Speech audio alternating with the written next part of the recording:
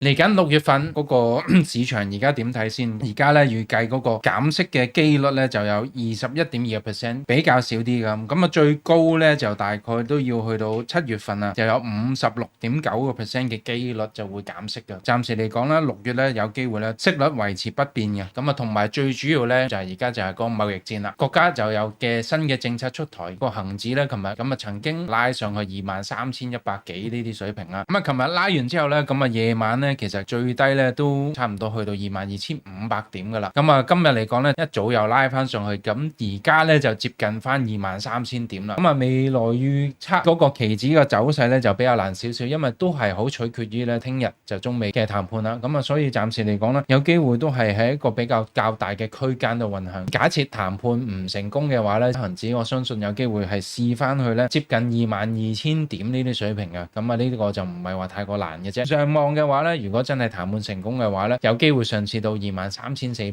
點嘅。我哋做投資咧，最緊要就係睇值博率，冇值博率嘅時間咧就唔好入市，有值博率咧就要放手一搏。